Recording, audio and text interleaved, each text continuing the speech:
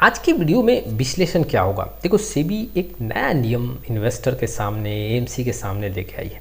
हालांकि इसमें जो अमेंडमेंट करना है, इसमें जो एक्शन लेना है वो एएमसी के साइड लेना है, लेकिन इन्वेस्टर को भी यहाँ पे काफ़ी अच्छा खासा फ़ायदा होगा। कुछ नुकसान भी हो सकते हैं।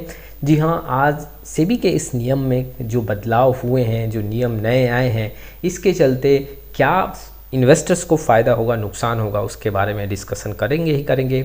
और ये नियम क्या है इसके बारे में भी समझेंगे। इन्वेस्टर के सामने पूरा मैं तथ्य रखूंगा। चलिए शुरुआत करते हैं। लेकिन आप में से बहुत ऐसे इन्वेस्टर हैं जिनको पोर्टफोलियो रिव्यू और डिज़ाइन को लेकर प्रॉब्लम है। डिस्क्रिप्शन बॉक्स में आए, डिटेल चेक करें और व्हाट्सअप नंबर के थ्रू हमारे साथ जुड़ सकते हैं। देखिए, म्यूचुअल फंड में पोर्टफोलियो में जो बदलाव अनजाने में हो जाता है उसको लेके सेबी ने एक नया नियम लागू किया है। अगर फंड मैनेजर के साइड से या म्यूचुअल फंड के साइड से जानबूझकर या अनजाने में कोई गलती होता है तो वहाँ पे 30 दिन के अंदर बदलाव करना पड़ेगा। जी हाँ, एसेट एलोकेशन में कोई भी अनजाने में या जानबूझकर कोई भी गलती हो रहा है तो वहाँ पे 30 दिन के अंदर वैसे एसेट एलोकेशन को चेंज करना पड़ेगा।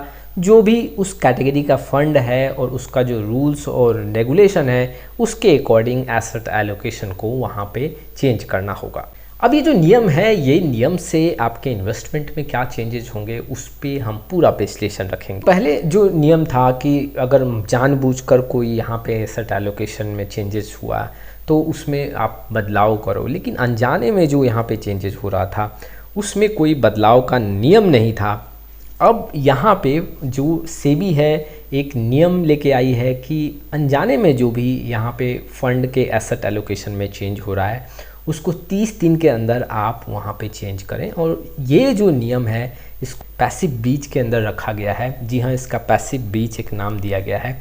इसको भी हम समझेंगे कि पैसिव बीच है क्या। पैसिव बीच की बात करें तो इसका मतलब ये है कि कोई भी म्यूचुअल फंड पोर्टफोलियो का जो एसेट एलोकेशन है उसमें अनजाने में कोई चेंजेस होता है तो वो पैसिव बीच के अंदर आता है। एक एग्जांपल के थ्रू हम समझते हैं।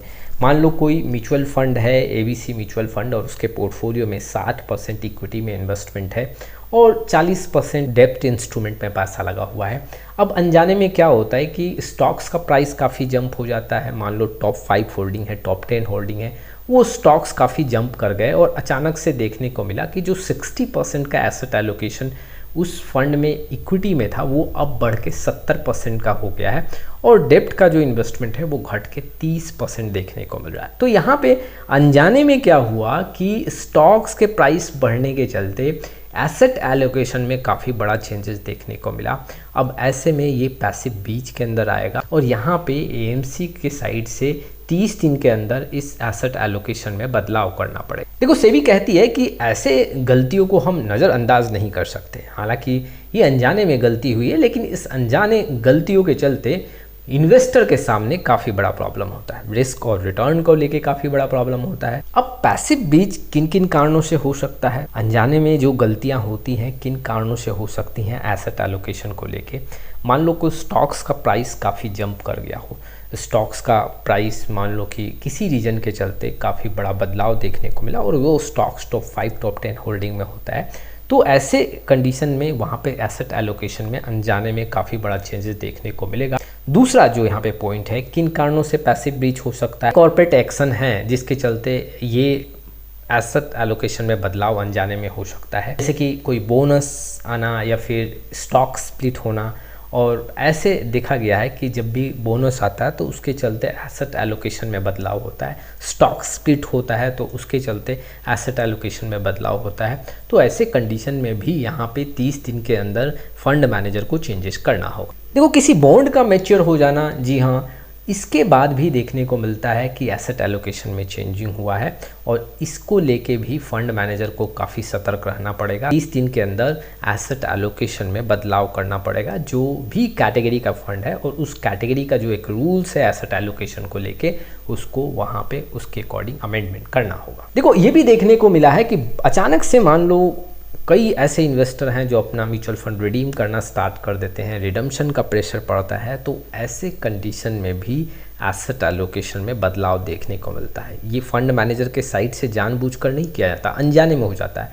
क्योंकि म्यूचुअल फंड रिडम्पशन बहुत ज़्यादा वहाँ देखने को मिलता है। और उसके साथ ही साथ फंड मैनेजर भी कुछ कैश भी रखता है कि एग्जैक्टली अगर रिडम्पशन हो रहा है तो कुछ कैश भी रखना पड़ेगा, और फिर उसके चलते वहाँ पे 5 से 10% के एसेट एलोकेशन में बदलाव होता है, तो वो भी सेबी के साइड से जी हाँ पैसिव बीच में कवर किया जाएगा। अगर कुछ वैसा होता है तो एग्जैक्टली 30 दिन के अंदर ये बदलाव करना पड़ेगा फंड मैनेजर के साइड से एसेट एलोकेशन में। देखो पहले अगर देखा जाए तो कुछ खास मामलों में फंड मैनेजर को पोर्टफोलियो को रीबैलेंस करना था, लेकिन अब मामला यहाँ पे चेंज होता हुआ देखने को मिल रहा। हर एक कंडीशन में यहाँ पे म्यूचुअल फंड पोर्टफोलियो को रीबैलेंसिंग करना ही होगा। अब ये नियम क्यों जरूरी है, सेबी इतना सख्त नियम यहाँ पे म्यूचुअल फंड एएमसी के सामने क्यों रख रही है?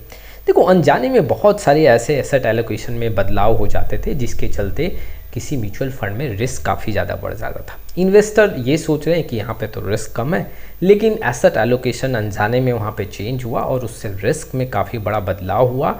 यहाँ पे सेबी काफ़ी सख्त होके डिसीजन ली है कि एग्जैक्टली अनजाने में भी अगर कुछ बदलाव होता है और वो इन्वेस्टर के रिस्क और रिटर्न पे काफ़ी ज़्यादा इफेक्ट डालता है, तो इसको चेंज करना होगा। 30 दिन के अंदर यहाँ पे एसेट एलोकेशन में बदलाव करना होगा। लेकिन जो ये नियम है वो इंडेक्स फंड्स और ETF पे लागू नहीं होता है। अब देखो क्या इन्वेस्टर को इसमें फ़ायदा होगा, अभी इस पॉइंट्स को भी समझना पड़ेगा।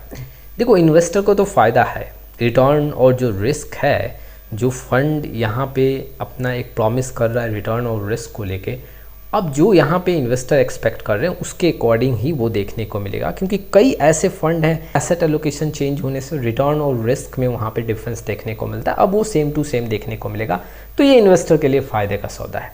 लेकिन एक जो पॉइंट है, दूसरे पॉइंट की बात करता हूँ, इसमें इन्वेस्टर को नुकसान भी हो सकता है। नुकसान किस कारण से होगा ये भी समझना पड़ेगा।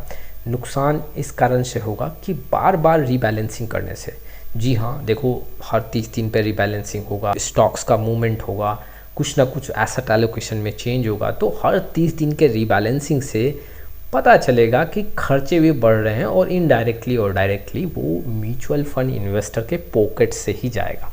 हो सकता है एक्सपेंस रेशियो बढ़े या फिर कुछ खर्चे बढ़ जाएं जिसके चलते कुछ रिटर्न में कमी भी देखने को मिल सकता है। हालांकि देखा जाए तो ये पॉजिटिव बात है जी हाँ इन्वेस्टर के लिए, लेकिन जो म्यूचुअल फंड इंडस्ट्री पीछे काम कर रही है उनका भी कहना है कि अगर काफ़ी फ्रिक्वेंटली यहाँ पे रीबैलेंसिंग देखने को मिला तो वाकई में यहाँ पे खर्चे और रिटर्न पे भी इफ़ेक्ट देखने को मिलेगा।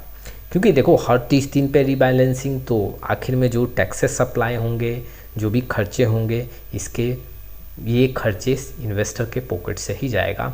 और एक बात मैं आपको और बता दूं, म्यूचुअल फंड इंडस्ट्री का काम भी बढ़ेगा, बहुत जल्दी यहाँ पे रीबैलेंसिंग किया जाएगा, इससे म्यूचुअल फंड इंडस्ट्री पे वर्कलोड भी बढ़ेगा। हालांकि ये ठीक है इन्वेस्टर के लिए, लेकिन कहीं ना कहीं कुछ नुकसान भी देखने को मिल सकता है। आपका क्या कहना है इस नियम को लेके? क्या म्यूचुअल फंड इंडस्ट्री के लिए फ़ायदे का सौदा होगा, इन्वेस्टर के लिए फ़ायदे का सौदा होगा? आप कमेंट पे अपना राय ज़रूर दे सकते हैं। आज के लिए बस इतना ही, फिर मिलेंगे एक नए वीडियो के साथ, तब तक के लिए जय हिंद जय भारत।